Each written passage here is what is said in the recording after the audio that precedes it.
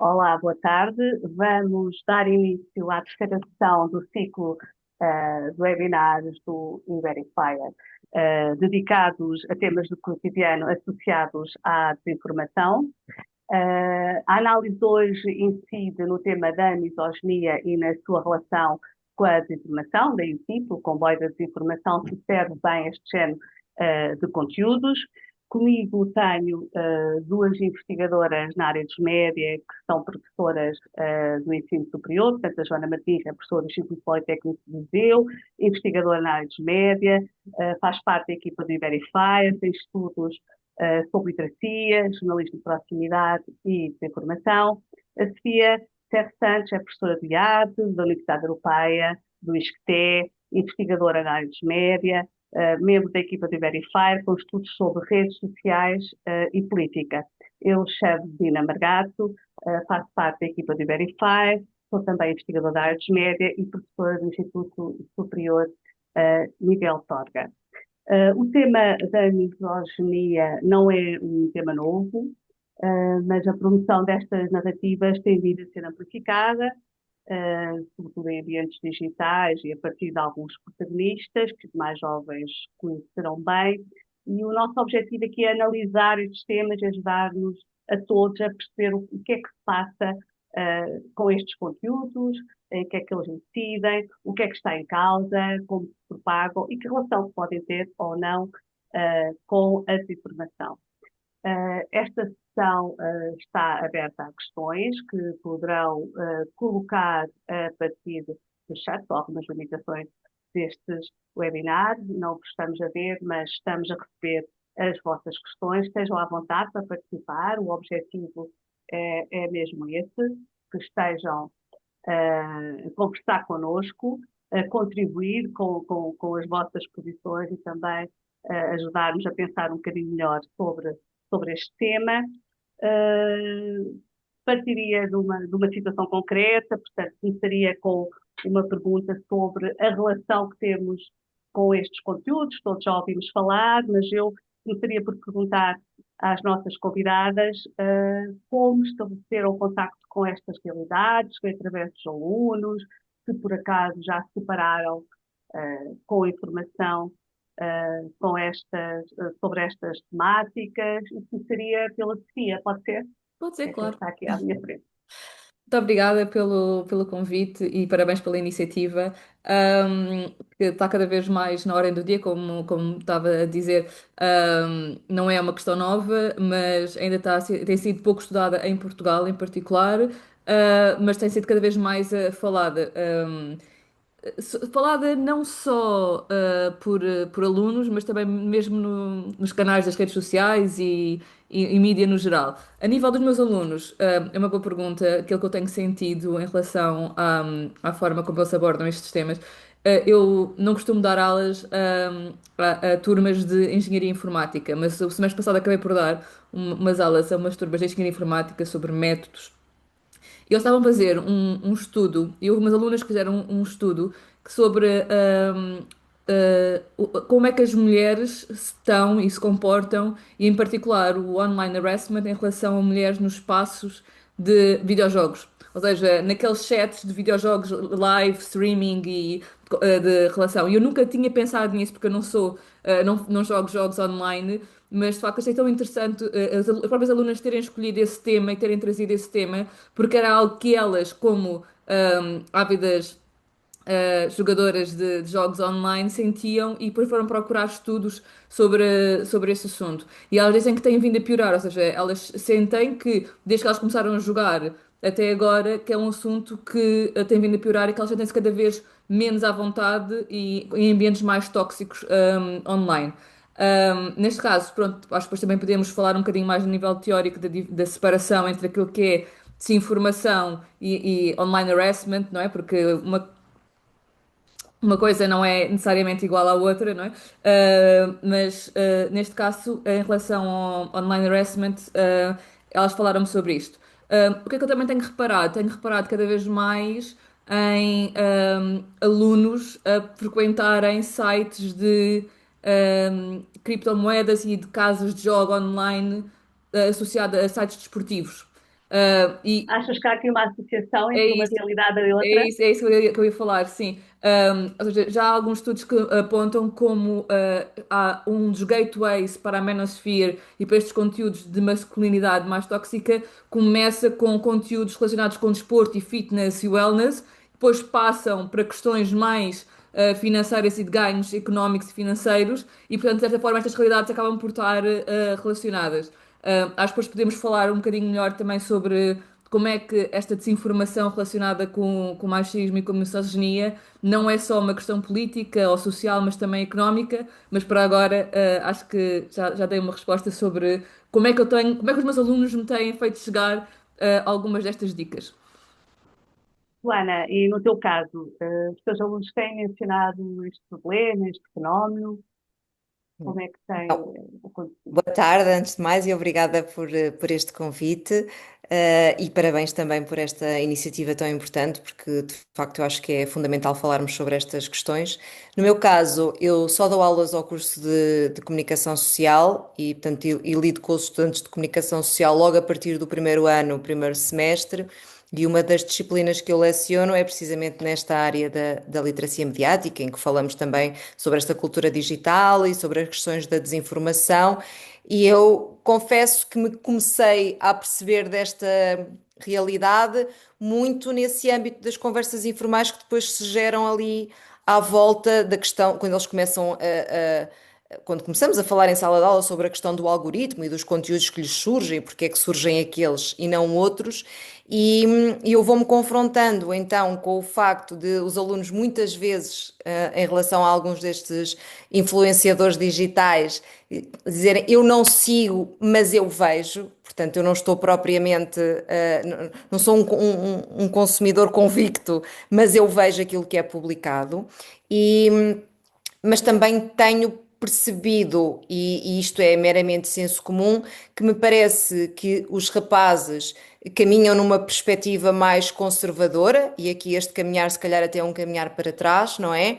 E que as meninas tendem progressivamente a ter uma visão mais liberalista, não é? Delas e do papel delas na sociedade, e eu não sei até que ponto é que isto também não está relacionado com os consumos que eles fazem online e com a eficácia ou não destes conteúdos que lhes chegam através destes influenciadores, destes criadores de conteúdos digitais. Joana, mencionaste esta questão de um eventual desvalorizamento deste género de conteúdos.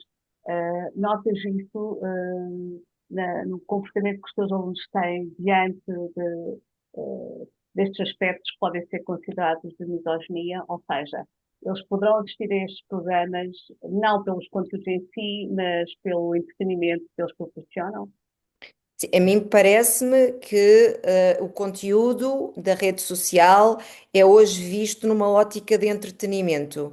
E aqui estou a falar de todos os conteúdos, portanto, não me parece que haja que se faça a distinção daquilo que eu estou a ver e da mensagem que me está a ser passada. E, portanto, não sei até que ponto é que os jovens, quando estão a consumir estes conteúdos de índole machista e misógina, não sei até que ponto é que eles conseguem compreender que há uma tentativa de lhes passar uma mensagem e de lhes formatar o pensamento num determinado sentido. Portanto, parece-me que muitas vezes eles estão a falar sobre aquilo, de facto, como uma forma de entretenimento, e riem e conversam sobre aquilo que viram quase numa ótica de brincadeira e de humor. Portanto, eu não sei se eles conseguem compreender que lhes está a ser transmitida e veiculada uma mensagem que é muito mais séria e muito mais preocupante do que poderia parecer à primeira vista.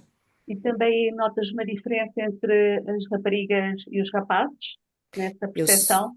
eu sinto Ou, sempre as raparigas muito mais revoltadas com o conteúdo e os rapazes muito mais brincalhões em relação àquilo que é dito. Portanto, acho que há uma desvalorização muito maior por parte dos rapazes e talvez para as raparigas, porque lhes toca particularmente, exista talvez uma valorização do que é dito. Sofia, haverá riscos nesta banalização deste género de Sem dúvida, conteúdo? estava aqui a ouvir falar e estava a pensar que nós, de facto, isso já acontecia, estou-me a lembrar daqueles sitcoms dos anos 90 em que nas alturas engraçadas punha essas gargalhadas atrás, os chamados canned laughter, em que a pessoa sentia que mesmo a situação fosse uma situação estranha ou absurda ou que a pessoa se magoasse, como tinha as gargalhadas por trás, nós sentíamos à vontade para poder rir, não é? E, portanto, já houve uma de estudos psicológicos sobre este assunto, sobre como é que o criar humor ou dar ideia de humor numa determinada situação afasta o observador e o observado, e portanto sentíamos que há quase como uma bolha em que há uma permissão para aceitarmos comportamentos que normalmente não aceitaríamos, porque estão dentro da área da comédia e do humor. Um dos investigadores grandes desta área, Thomas e Ford, fez um estudo em 2008, portanto, muito antes, falámos de algoritmos e nestas questões todas já existiam, mas não falávamos tanto sobre eles.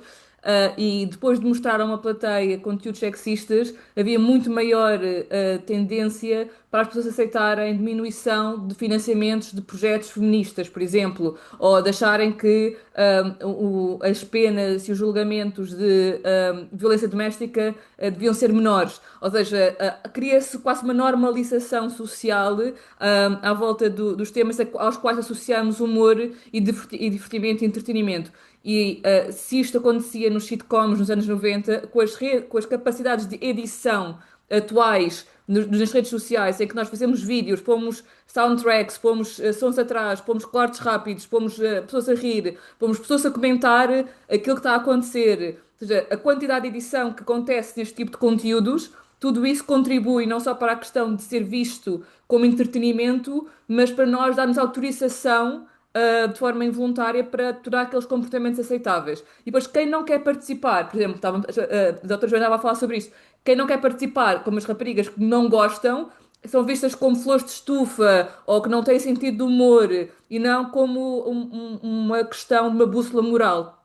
E, portanto, os próprios homens, mesmo dentro dos grupos dos homens, muitas vezes não se sentem à vontade, mesmo quando não acham piada ou acham que foi longe demais, ou começam a sentir-se desconfortáveis com a sua própria bússola moral, não estão à vontade para expressar esse descontentamento no âmbito de um grupo.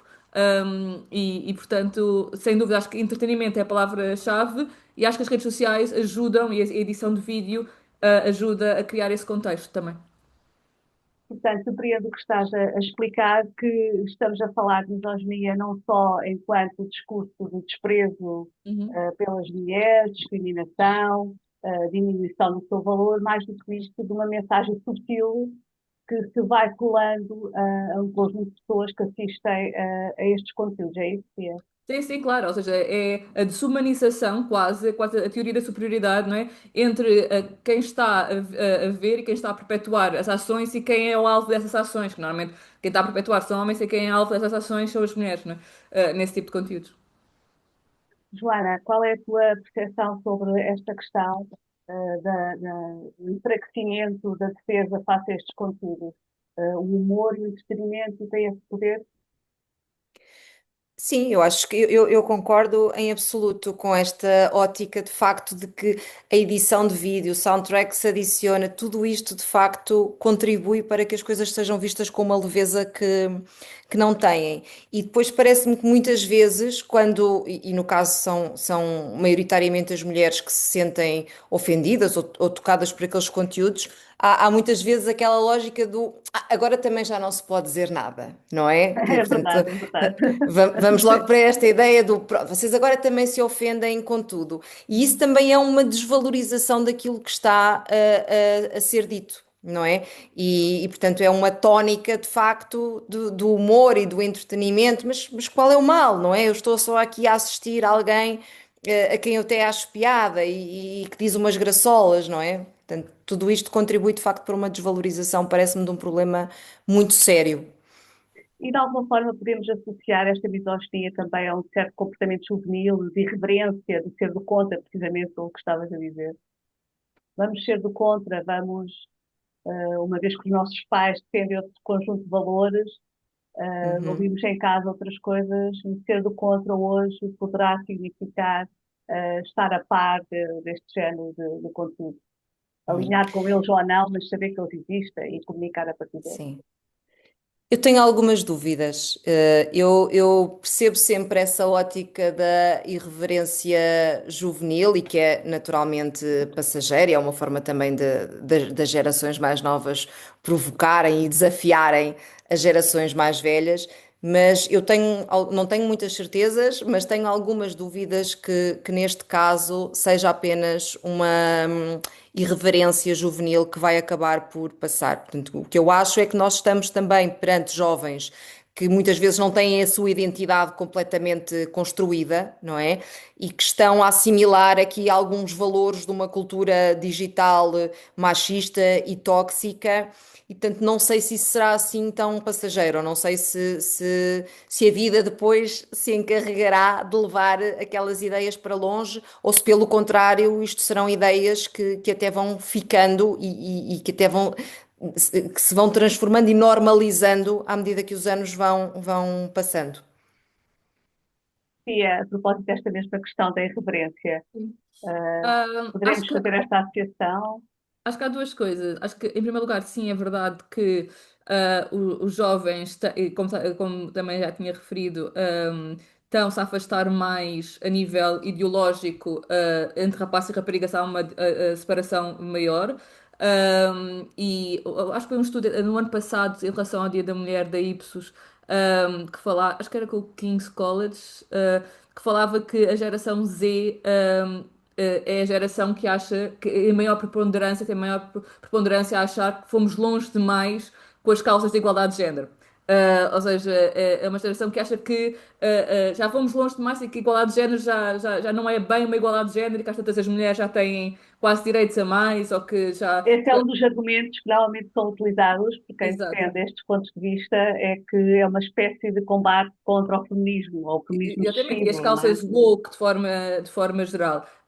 No entanto, aquilo que nós vemos é que muitas destas questões, apesar dos jovens pensarem assim, se calhar também terem mais tempo para consumo de conteúdos online, não é? A verdade é que muitas destas questões têm grandes impactos a nível político e económico, e que, portanto, afetam não só a geração mais jovem, mas sim as gerações que também votam, que são também pessoas até mais velhas.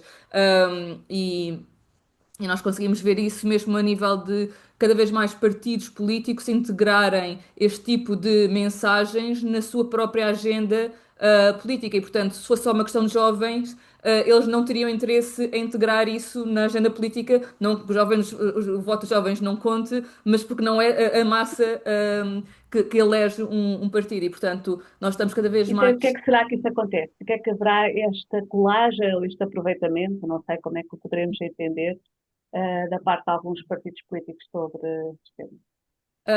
Duas questões. A primeira tem a ver com haver uma sensação de não só anti-progressismo, e portanto entra dentro das retóricas conservadoras, em que nós achamos que estas questões do machismo e misoginia e esta desinformação, gender disinformation, normalmente associa-se a sentimentos de ansiedade que as pessoas já têm, normalmente em relação ao seu futuro, por causa de questões económicas, por exemplo, ou mesmo em relação a passados mal resolvidos, a nível histórico, e, portanto, essa ansiedade social, esse tipo de emoção, pode ser capitalizada não só por redes de desinformação online, mas também por partidos políticos para os seus programas. Portanto, nesse sentido, se nós conseguirmos traduzir e pormos um framing, uma narrativa de que todos os conteúdos de causas, não só feministas, mas LGBT e outras minorias a nível de género, são causas anti-nação, anti-religião, que são mais para as crianças, que são mais para a nossa entidade e identidade social, especialmente em países ocidentais. Então, os partidos políticos têm todo o interesse em aproveitar esse tipo de emoções e de revolta. É como se fosse mais um ingrediente que Exato. servir uma certa ideologia. No que toca ao tema de partida deste webinar, se a misoginia apanha o comboio da desinformação, Gostava de vos ouvir sobre isto. É a misoginia que apanha o comboio da desinformação? Será assim? Será que a forma é a mesma? Como é que entendem esta relação? Joana?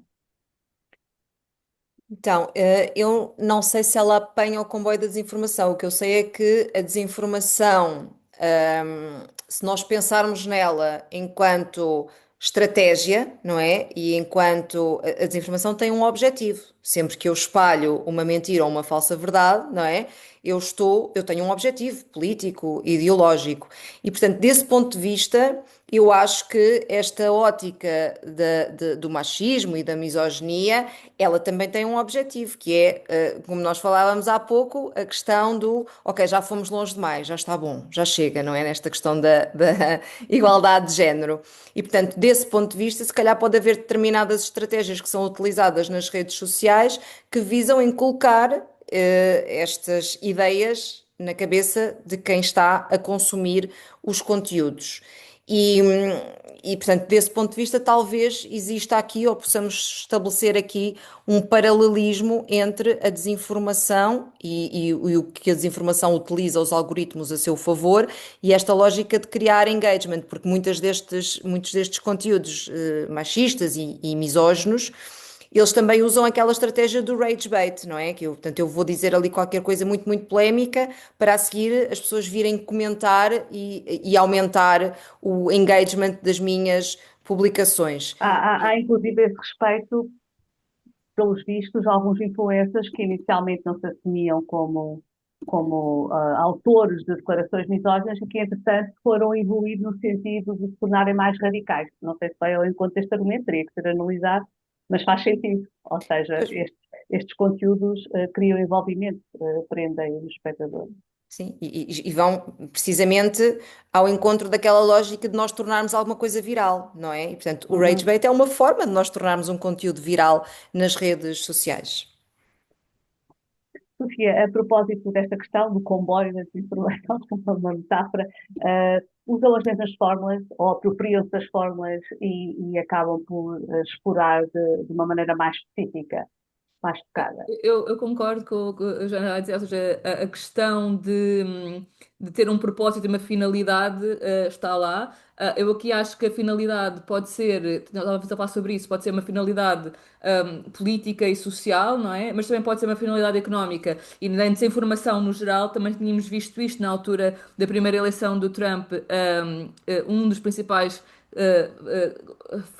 uma principal farm de criação de desinformação à volta da Hillary Clinton e a favor do Trump era na Macedónia do Norte e não tinha absolutamente nada de ganho cultural ou político, mas sim era a tentativa de criar conteúdos que depois fossem reverter a nível financeiro para revenue das pessoas que criaram, não é? Ou seja, das pessoas que estavam a criar aqueles conteúdos e sabiam que iam ser conteúdos polarizadores, que iam criar muitas partilhas e que iam criar por causa disso também muita receita e, portanto, aqui a questão passa por também neste caso, a desinformação pode ter um incentivo e ter um ponto de vista político e social, mas também económico. Uma jornalista da Sérvia que fez um estudo, porque dava a dizer que há poucos estudos em Portugal sobre este tópico, mas nos Balcãs há imensos e na zona mais oriental da Europa. E esta jornalista da Sérvia falou que ela fez muitas entrevistas e fez uma investigação aprofundada e ela tinha aquele sentimento do follow the money ou follow the influence. E onde é que ela foi buscar esta criação deste tipo de conteúdos? Era, por um lado, a Rússia, com perspectivas mais conservadoras e políticas e sociais. Por outro lado, aos Estados Unidos, até mais associado a financiamento, mesmo portanto, a nível financeiro, dos Latter-day Saints e grupos mais conservadores, ou seja, não era necessariamente sequer os MAGA, eram mesmo grupos religiosos mais conservadores que esses sim punham bastante dinheiro, e depois uma terceira entidade eram os próprios partidos do país, nacionais, conservadores que também se queriam aproveitar desse tipo de narrativas. E, portanto, temos aqui a interferência externa, mas também interna, conjugada. E isto acontece em relação à desinformação neste tópico, mas em relação a também muitos outros tópicos. E cá está. A que tópicos, Sofia, Estavas a já falar agora? a nível político, por exemplo, relativamente à imigração, ao papel ou seja, a tentativa de descredibilizar um agente político, por exemplo, não só através do género, mas, por exemplo, através de que ele foi corrupto. Ou seja, neste caso, nós estamos a falar de um caso específico de gender disinformation, não é? Que é relativamente ao género e ao que a pessoa é a nível de género, mas se nós quisermos descredibilizá-la a nível político, não é a única. Não é a única ferramenta que temos. É um bocadinho mais utópico e não tanto a ferramenta. A forma pode estar nesse aspecto, não é? No descredibilizar, no banalizar, portanto, é por aí, nesse caminho, que poderemos depois entender o tratamento da misoginia. Sim, porque a questão da gender disinformation é por um lado individual, não é? Que é a descredibilização da pessoa por causa do seu género, e isso afeta principalmente atores políticos, atores cívicos como jornalistas, mas também ativistas sociais, mas depois também tem consequências, como estávamos a falar, a nível social e cultural, não é? Que é como vemos o papel da mulher na sociedade, e isto afeta também de forma indireta a democracia, pela forma como vamos eleger as pessoas se calhar, de forma menos representativa, porque há mulheres que se excluem da esfera pública, que não estão dispostas a esse tipo de ataques, mas também a nível da legislação que se cria e da forma como as pessoas votam nos programas políticos. E, portanto, eu não me quero. Podemos falar um Sim, bocadinho mais sim, sim, sobre sim, isso sim, sim, também. sim. Chamaste a atenção para o fenómeno global Uhum. e aproveito o facto de o mencionares para explorarmos um bocadinho essa parte. Como é que podemos entender esta disseminação da popularidade do conteúdo como a misoginia, destas narrativas? Circulam entre países, há grupos que especificamente trabalham isto, haverá campanhas com esse objetivo. Uh, Há fórmulas que são partilhadas, ou seja, mesmo com poucas pessoas, eu ia dizer, eu li uns estudos que já entre pessoas dos Balcãs, que de países diferentes estavam a partilhar num painel diferentes ideias, eu estava a ouvir, e elas estavam a concordar que havia fórmulas que eram aplicadas nos diferentes países da mesma forma. Não sei até que ponto é que são coordenadas ou não, mas especialmente aquelas que têm como benefício não só a componente política, mas a questão financeira, então aí a questão da nacionalidade ou do país que vai ser afetado é quase indiferente. É um bocado o terreno fértil que é encontrado para esse ganho económico. E portanto, aí sim, ou seja, aí então a questão nacional ainda tem menos importância. Portanto, consideras que há aqui um fator fortíssimo de ordem económica Eu acho que sim. da tua pesquisa. Joana, o que é que entendes sobre este assunto? Achas que o fator económico é muito relevante para a disseminação destes conteúdos? O que é que te parece? Ou Acho, acho, biológico? É. Uhum. acho que o fator económico é muito relevante para quase tudo e, portanto, não veria por que razão é que não fosse também preponderante aqui, não é? E do Portanto, há facto, alguém que faz dinheiro porque dissemina este género de conteúdos, consegue tornar estes materiais virais e a partir daí ter monetizar. ideologia monetizar. Ok. Sim, sim, não é? E até eventualmente depois com ter negócios paralelos de Uhum. produtos, não é? Também associados muitas vezes a estes criadores deste tipo de conteúdos. Portanto, parece-me claramente que o fator económico estará também, e por isso, e reforço também o que a Sofia já disse, é preciso de facto estudar estas realidades também por isto, também para expor, não é? E para Desmontar. perceber melhor, desmontar um bocadinho, não é? Sim. A ideia de que aquilo são conteúdos orgânicos de pessoas que estão ali só a falar para uma câmara, não é verdade. Não é verdade. Não me parece nada que não existam motivações de várias ordens por trás da criação destes conteúdos. Só para complementar aqui uma coisa, a nível económico, eu há bocado estava a falar daquele caso da Macedónia do Norte, a nível de desinformação política, e aí a criação de dinheiro, de receita, vinha das visualizações e assim. Mas há muitas outras formas, como eu não estava a dizer, ou seja, há a questão de criar produtos paralelos, academias de como investir em determinados produtos financeiros e assim, que a pessoa tem de pagar só para entrar na academia e depois na realidade vai investir. E, portanto, isso faz com que aquele produto financeiro inflacione o seu preço e, portanto, quem vai ficar a ganhar é a pessoa que incentivou a sua compra e que já tinha aquele produto inicialmente. Mas também, Há um artigo recente, julgo que foi publicado há um mês, com mais coisa menos coisa, sobre o facto de haver uma ligação com os casinos online, a divulgação exato, destes conteúdos que associam também aos casinos online, exato. com a promessa de um desconto qualquer na Uhum. participação, e depois há ali uma cadeia. Sim. vai Esse crescendo, tipo, cá está, crescendo. portanto, não só através de ativos económicos, mas estas cadeias promocionais e ofertas promocionais e que os influencers têm, mas depois, mesmo saindo da parte dos influencers e voltando para a parte económica no geral, se nós olharmos para a questão de um dos grandes motivos pelos quais as pessoas, ou os homens jovens, também se sentem atraídos por este tipo de conteúdo, tem a ver com, como estava a dizer há bocado, com os desafios do leite capitalismo no sentimento de a pessoa ter receio do futuro, de sentir que vai ficar desempregado, que não vai conseguir ganhar, que não vai conseguir vingar na vida, que é tudo muito incerto. E, portanto, para Mas esses conteúdos são explorados então, nessas narrativas. sim, sem dúvida.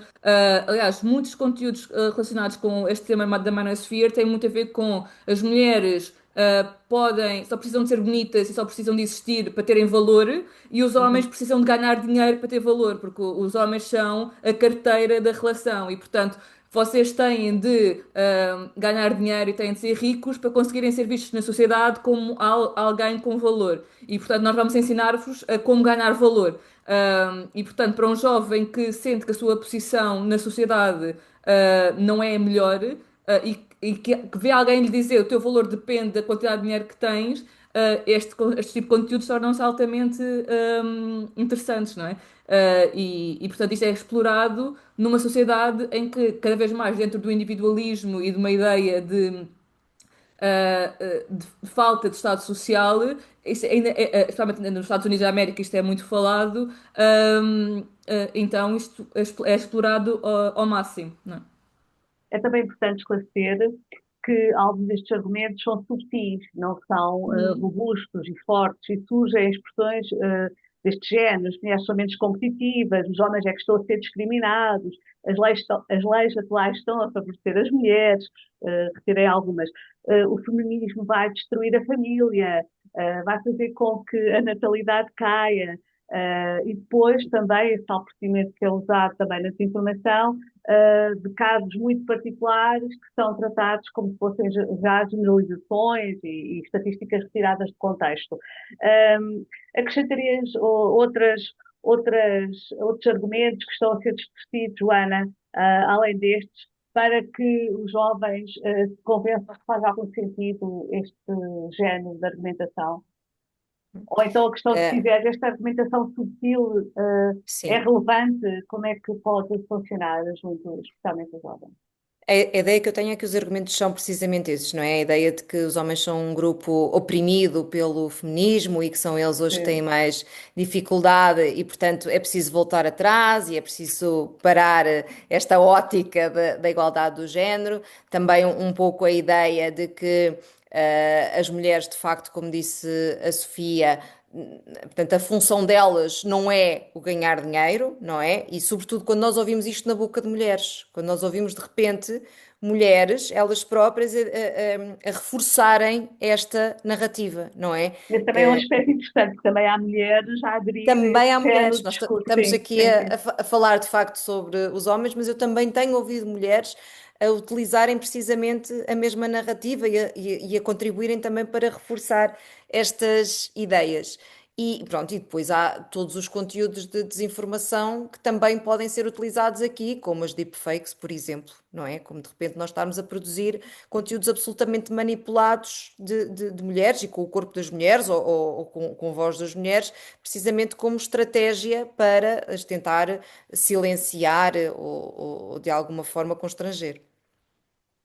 No que toca ainda a este conjunto de argumentos, tinha aqui um outro que também me pareceu especialmente interessante, tem a ver com as teorias da substituição, que no futuro serão as mulheres a ocupar todos os lugares de chefia e que os homens vão ser colocados num segundo plano. A teoria da substituição, uma ameaça civilizacional, quase, encarar este problema Sim. quase como uma ameaça civilizacional. Há uma ideia de perda de privilégio, não é? Ou seja, quando nós Exato. perdemos privilégio, mesmo que esse perda de privilégio não queira dizer que agora tenhamos menos do que o outro género, o facto de estarmos a ver uma perda, isso obviamente levanta alertas, nesse caso, nos homens que perderam alguns privilégios que tinham anteriormente. Sobre a questão dos ataques mais individualizados. Um exemplo que eu vi de uma a, a- a- a nível político uma membro de um conselho político em Toronto, que levou uma criança para uma reunião e depois naquela altura até foi a criança tinha necessidades especiais e não conseguia ficar com ninguém em casa e na altura aquilo até foi mais ou menos bem visto, não foi muito falado, mas depois quando ela se foi propor eleições uns anos mais tarde, o opositor pegou nisso para dizer que ela não tinha as capacidades ou a disponibilidade para o cargo que estava a ocupar. E, portanto, sim, falta de capacidade, falta de competências, falta de condições, tudo isto a nível individual.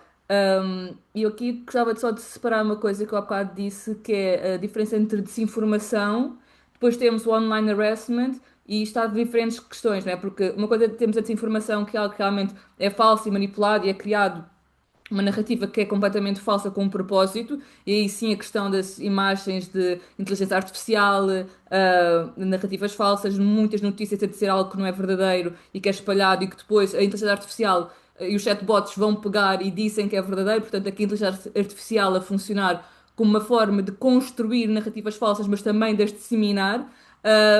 E depois, por outro lado, temos o online harassment, que pode ser, por exemplo, partilha de dados pessoais de pessoas ou de mulheres ou de ativistas que fazem parte ou que estão a tentar lutar por alguma causa e, portanto, metem online a listagem dessas pessoas, os seus dados pessoais. Isto não é informação falsa, é informação verdadeira, simplesmente pessoal e que devia ser Sim. protegida.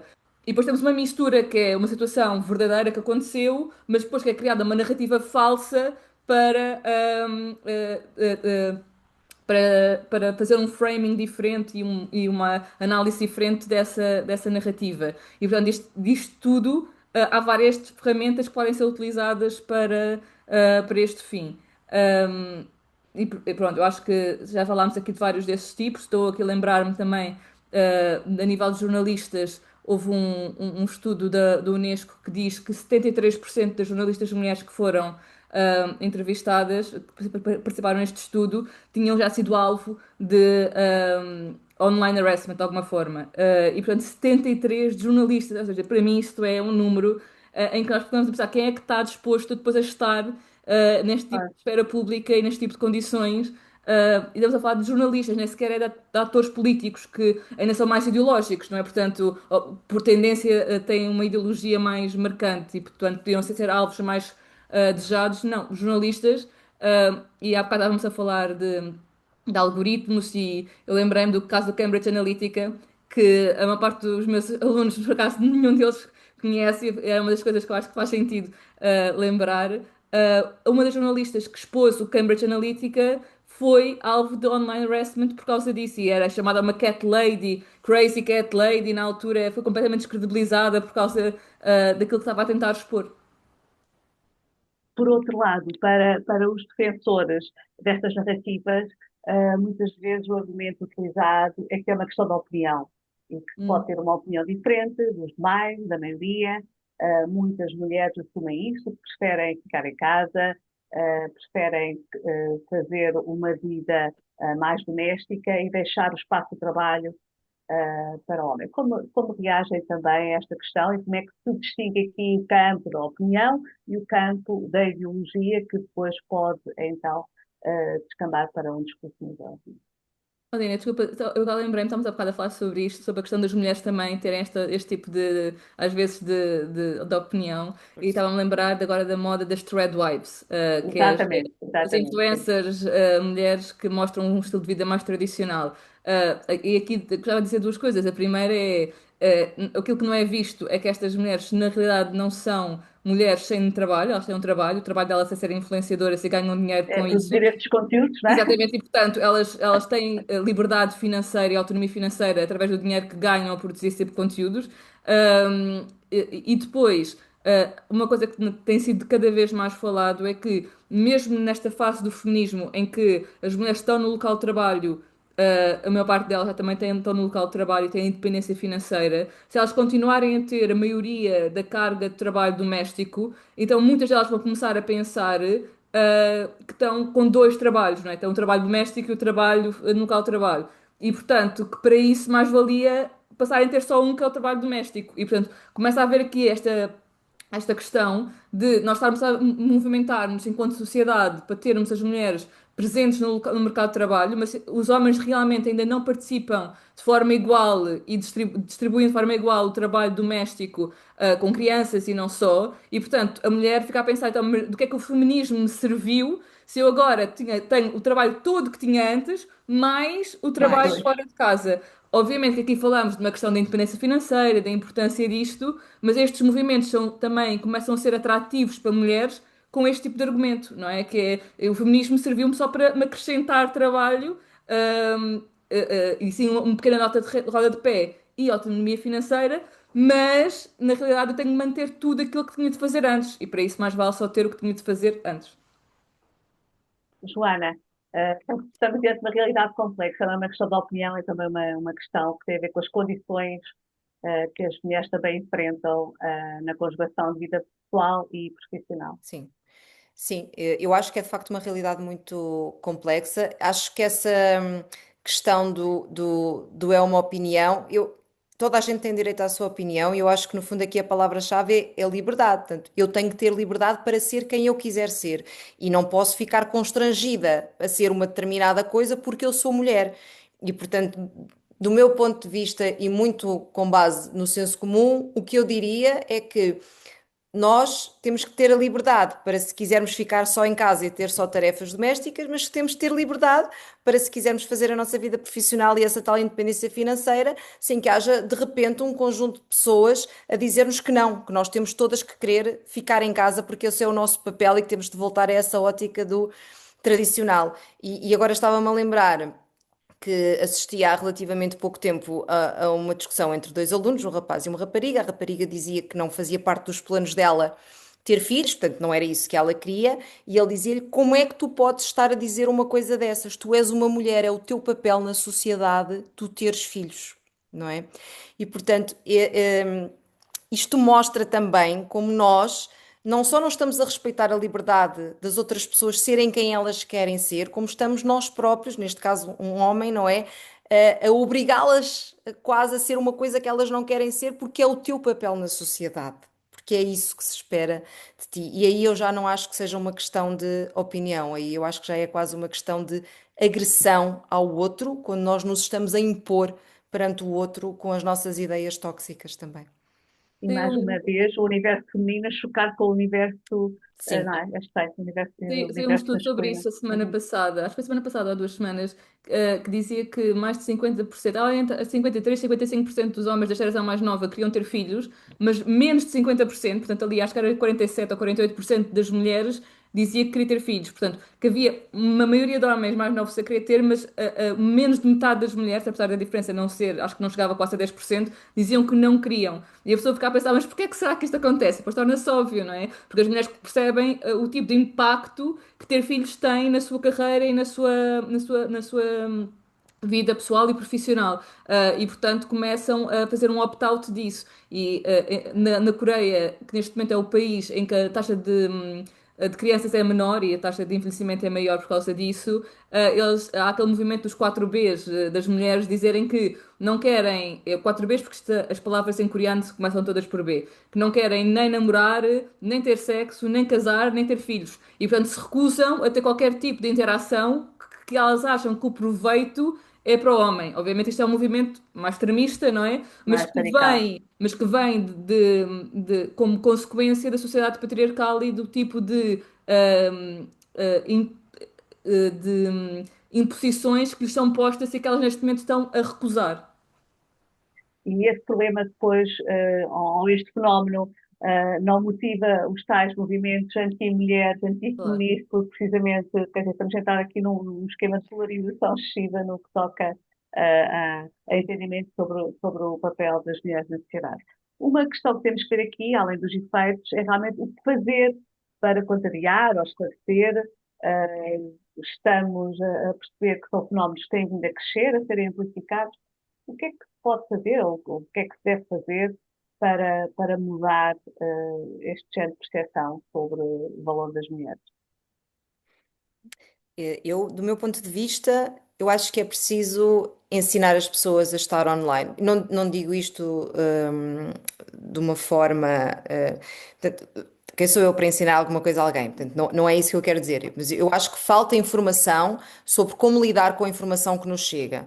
Falta a compreensão do que é o algoritmo. Porque é que me aparecem aqueles conteúdos e não outros? Porque é que aquelas pessoas estão a fazer aqueles conteúdos? O que é que aquelas pessoas que fazem aqueles conteúdos vão ganhar com aquilo? E, portanto, eu acho que não basta saber que existem redes sociais, é preciso, no fundo, dar às pessoas as ferramentas para estarem nas redes sociais. E isso é também, é uma forma de literacia digital, não é? E é, portanto, explicar-lhes também que mecanismos de manipulação é que existem para que elas também os consigam identificar quando estão perante essas formas de manipulação.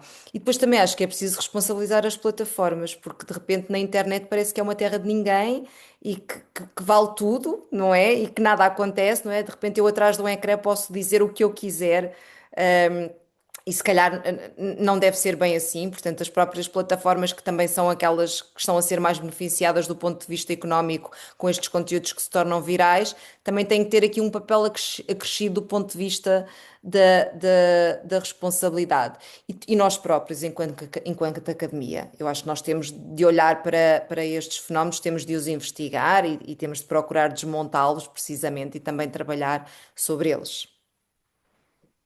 E a literacia portanto, regulação. A tua posição vai neste caminho também. Sem dúvida, há uma rede que acho que neste momento já é internacional chamada hashtag #ShePersisted, que é uma rede de apoio a mulheres vítimas deste tipo de online harassment. Está muito focado para mulheres políticas, mas também cá está para jornalistas e ativistas cívicas que são alvo, e elas, para além de terem esta rede de apoio mais concreta das pessoas poderem pedir ajuda no que fazer neste tipo de situações. Também fazem muita investigação e procuram muito financiamento exatamente para fazer investigação. Eles têm relatórios sobre Itália, sobre a Bulgária, sobre o Brasil, ou seja, vão a diferentes países ver a realidade desses países e às vezes têm casos de estudo muito específicos de uma política em específico, outras vezes são casos mais abrangentes. E portanto, este tipo de network também ajuda a procurar ter, porque isto para haver investigação também é preciso haver financiamento, e neste caso, um papel delas também é um bocadinho procurar este tipo de financiamento para criar esta rede de ajuda. Em relação às próprias redes sociais, eu não podia estar mais de acordo sobre o papel delas e as próprias empresas.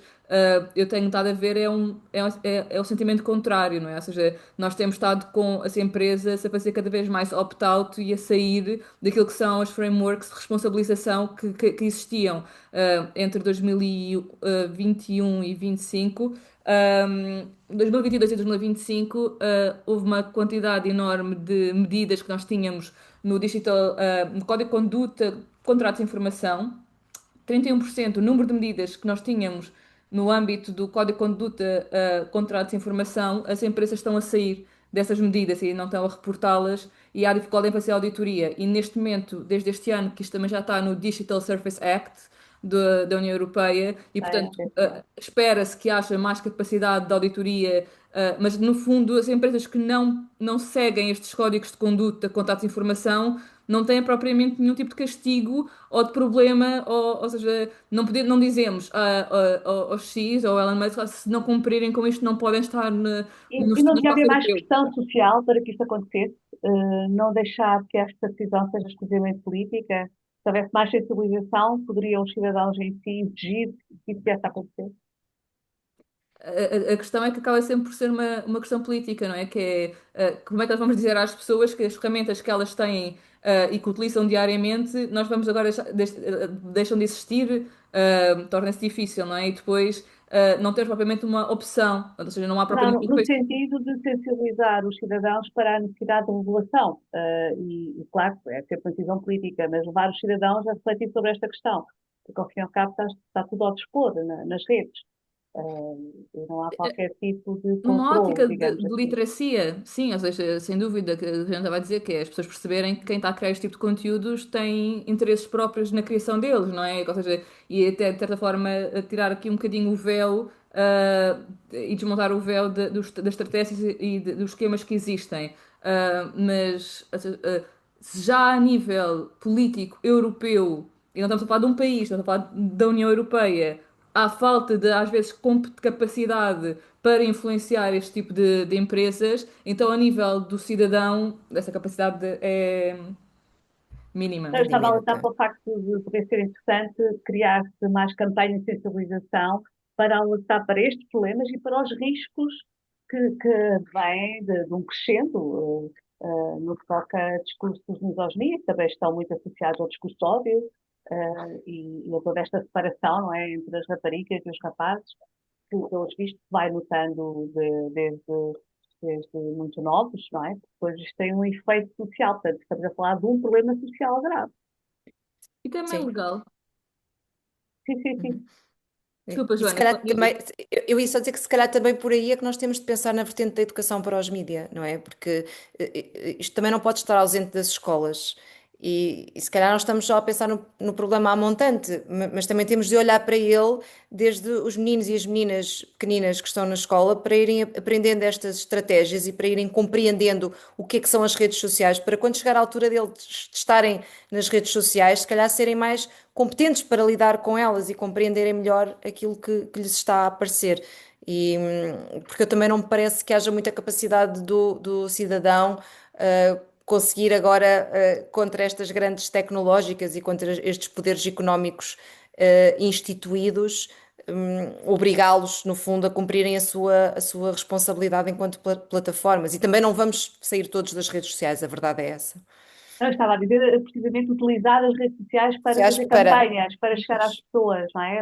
As redes sociais são usadas de uma maneira, mas poderão ser usadas de outra, como uma ferramenta, não é?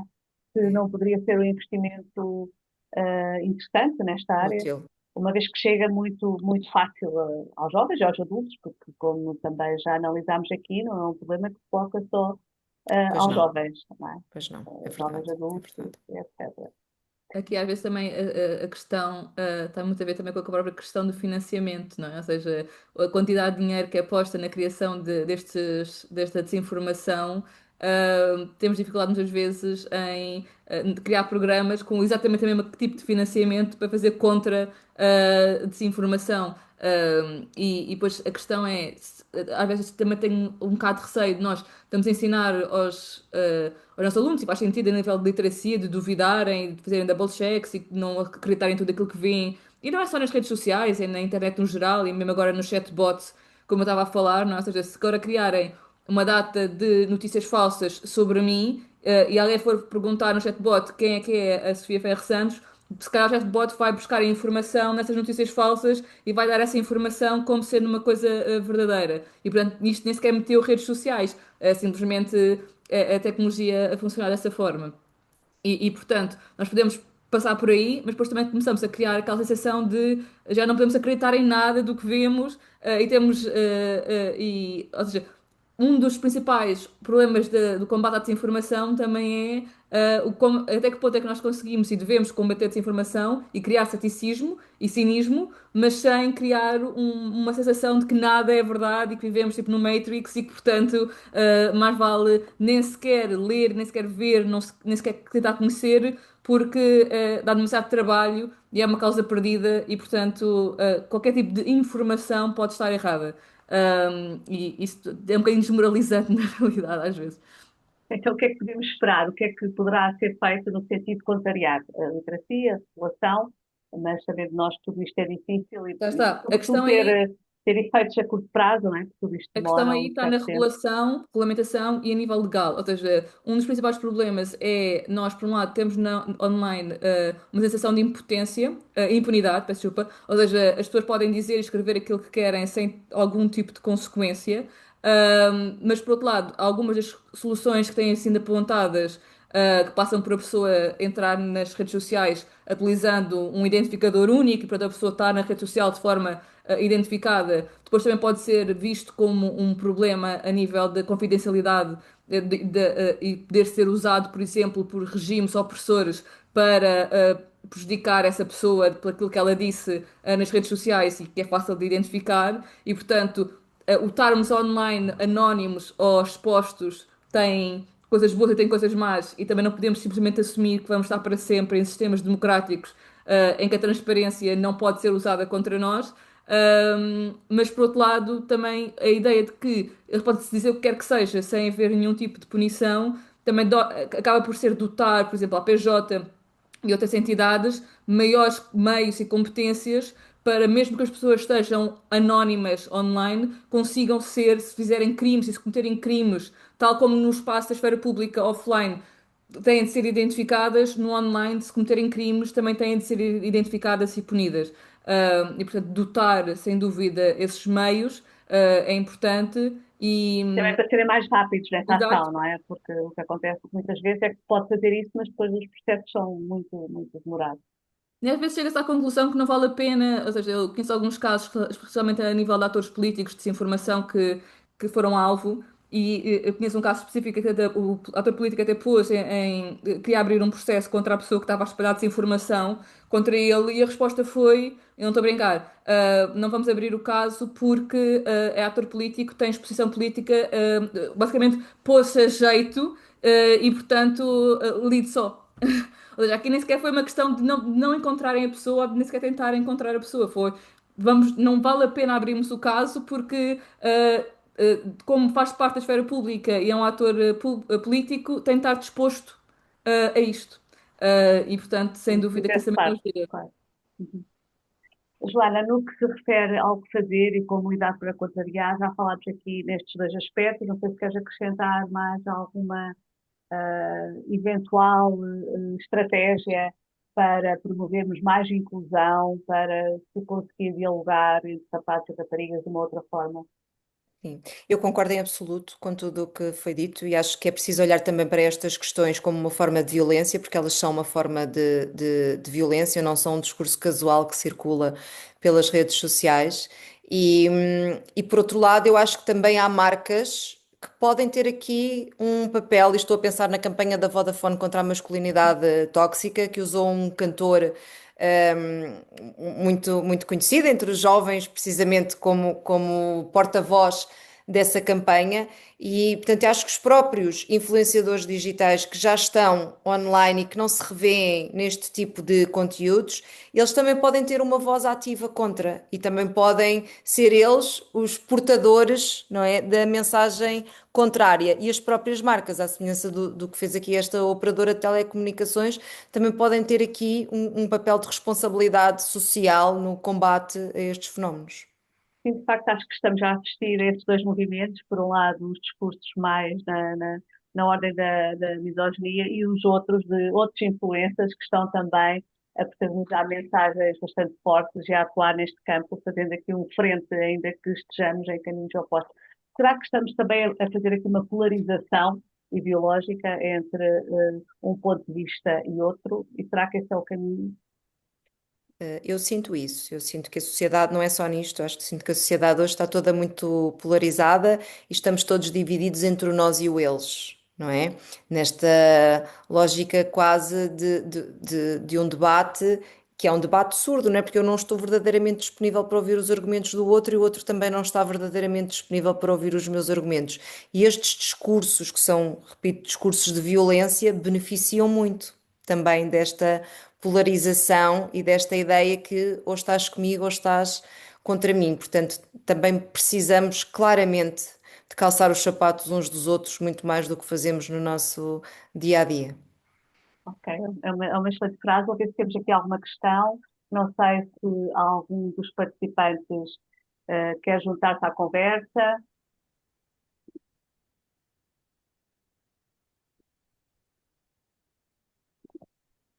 Estávamos aqui com uma hora de análise do tema. Para fechar, e acho que já fizemos aqui uma análise sobre os principais aspectos que caracterizam a misoginia e o machismo, corrigir que o machismo não é exatamente a mesma coisa que a misoginia, é uma expressão que é mais popular, que chega a todos, que quer dizer, ao fim e ao cabo, que há quem entenda que existe uma superioridade masculina em relação às mulheres, a misoginia é algo mais extremo, portanto, é um discurso mais de desprezo, é um discurso que procura atingir as mulheres, diminuir as mulheres. Não sei se há mais alguma observação que queiram fazer, Sofia e Joana, sobre este assunto. Eu queria só acrescentar uma coisa que tem a ver um bocadinho com estas umas consequências quase indiretas ou causas quase indiretas que nós começamos a ver também de outras tendências nas redes sociais, que não é tão diretamente relacionado com o discurso machista, mas que tem algum nível de relação.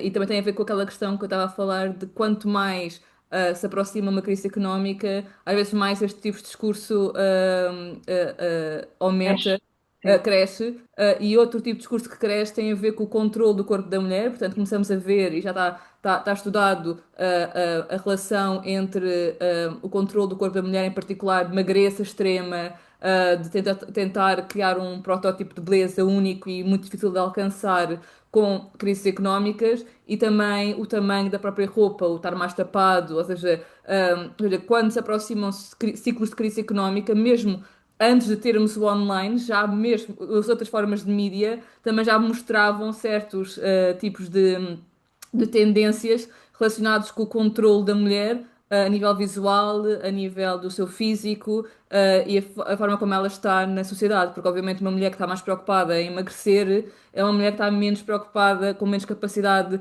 física, emocional, psicológica para ser ativista na sociedade de outras formas. E portanto, e a isso é uma própria tendência, moda também reflete esse a moda, conservadorismo. exatamente. Estamos a assistir a isso hoje em dia, Exatamente. sim. E portanto estamos a começar a ver algumas tendências perigosas a aparecer neste aspecto nos últimos 1 ou 2 anos e portanto, apesar de não ser diretamente relacionado com o discurso machista, tem a ver com a sociedade patriarcal e machista das redes sociais, portanto achei que também era interessante trazer. Ok, muito interessante. Sofia, muito obrigada. Joana, queres deixar mais algum aporte em relação a esse tema? Sim, pronto, só dizer que eu acho que nós estamos a fazer o caminho, não é? E acho que há uma parte significativa das pessoas que, do meu ponto de vista, estão do lado certo da história, não é? E que estão a fazer um caminho para, e se calhar. Eu costumo dizer que o meu ativismo acontece dentro da sala de aula. Se eu conseguir mostrar a realidade, pá, É a uma menos bela de frase, metade Joana. Sim, mas eu sinto mesmo que eu faço esse ativismo em sala de aula quando mostro as coisas como elas são e quando vejo que os alunos estão eles próprios a descobrir, ok, então é por isso que isto é assim, ou é por isso que isto me aparece. Eu fui a casa este fim de semana e expliquei aos meus pais, eles não acreditam que as coisas são efetivamente assim. Portanto, acho que cada um de nós tem o nosso papel e que alguns de nós têm um papel se calhar maior ou mais visível, mas cada um de nós também pode ser ativista destas questões dentro da sua família, dentro da sua sala de aula, no café, com o seu grupo de amigos. Portanto, acho que temos todos um papel a cumprir aqui no combate a estas questões do machismo e da misoginia. Esta análise não quer dizer que o problema seja dominante, não é? Nem que haja aqui uma Claro, generalização em relação a estes discursos. Nós estamos a claro. estudar um fenómeno, O porquê, não é? o porquê, estudar o fenómeno e tentar perceber porque é que ele existe e porque é que ele está a disseminar-se desta forma e, e a perturbar também quem se sente vítima diante destes conteúdos ou que não sabe como lidar com eles. No fundo, é ajudar as pessoas a perceber este fenómeno da misoginia. Bem, não, deixa-me ver se temos aqui questões. Temos aqui uma questão da Carolina e pergunta à Carolina: o machismo está apenas a adaptar-se às novas tecnologias ou a desinformação tornou-o mais perigoso que antes? Não sei quem é que quer responder. Vou já Eu, passar à segunda questão, se calhar, e assim respondem às duas, pode ser? pode ser. Joana Cia. A segunda, se as redes sociais funcionam como espelho, que é uma questão do Zé Henrique, do que consumimos, até que ponto é que elas estão a desenvolver ideias machistas através da desinformação sem nos apercebermos? Eu diria que em relação ao machismo estar a adaptar-se às novas tecnologias ou a desinformação é que o torna mais perigoso. Eu creio é que as novas tecnologias é que aumentaram a audiência, não é? E aumentaram a possibilidade destas narrativas machistas chegarem a mais pessoas. E provavelmente através do uso dos mesmos métodos que usa a desinformação. Porque a desinformação, na verdade, também não é uma novidade, não é? Nós agora é que falamos mais sobre estas questões, mas sempre Exato, houve exato. campanhas difamatórias e sempre houve as fake news são muito antigas, na verdade. O que mudou foi o ambiente digital, o ambiente em que elas se propagam e a velocidade a que nós conseguimos propagar uma mentira hoje é muito maior. Portanto, eu diria que aqui a questão-chave é o digital. E sim, na verdade, as redes sociais são de facto um espelho daquilo que nós consumimos e o nosso algoritmo continua a apresentar-nos mais coisas iguais àquelas que nós já estamos predispostos, a consumir portanto, é natural que haja aqui um conjunto de pessoas que estão a ser abrangidas por estes conteúdos mais machistas ou mais misóginos, estas ideias machistas, e que essas ideias depois venham em catadupa, ou que os conteúdos venham em catadupa e que a própria sociedade de repente comece a normalizar, não é? Ou achar que é ok nós. A segunda parte da questão do João vai mesmo nesse sentido. Sei que nos apercebemos e que, como isso muda a forma como a sociedade define o que é normal ou aceitável. É aceitável, sim, Precisamente, sim, é eu isso. creio que sim, creio que sim. Estávamos a falar disso há bocado em relação ao humor e ao entretenimento, não é? Ou seja, esta capacidade de criar conteúdos de entretenimento e usando humor e técnicas de edição e que façam com que haja uma distância entre aquilo que nós somos, a audiência e quem que está, o que está a ver, de facto normaliza essas questões. É quase como uma bolha em que a realidade moral não existe ou existe uma realidade moral específica daquela bolha. E isto volta novamente àquele assunto daquelas meninas alunas que estão nos videojogos online e que se calhar aquelas pessoas todas estão no streaming e os rapazes que as chateiam e que dizem que elas não podem jogar porque se jogam mal, são raparigas e isso tudo, não diriam isso se fosse fora dessa bolha e se fosse, estivéssemos todos sentados a uma mesa, não diriam isso. E estou-me a lembrar só de uma questão tão simples como quando passámos da pandemia do Twitter e houve uma explosão do Clubhouse, aquela outra plataforma em que nós falávamos com voz, pessoas que tinham grande polarização no Twitter passaram a ser muito menos polarizadoras no Clubhouse.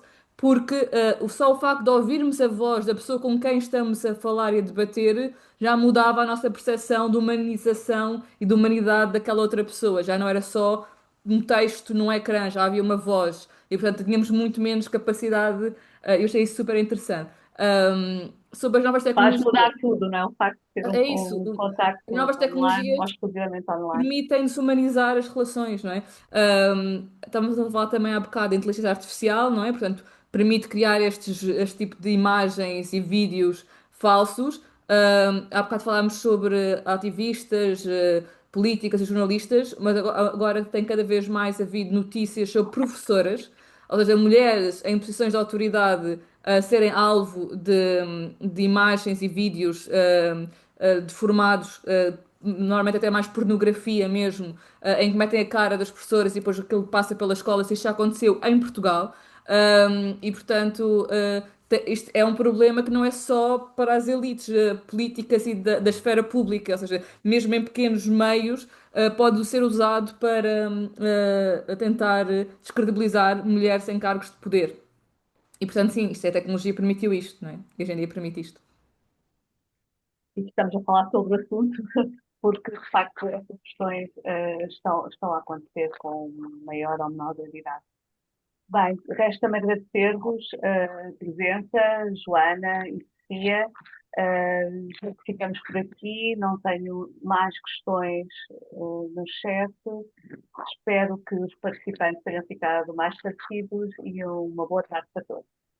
Obrigada. Obrigada. Obrigada, boa Obrigada, tarde. obrigada, Joana, Obrigada. obrigada, Sofia.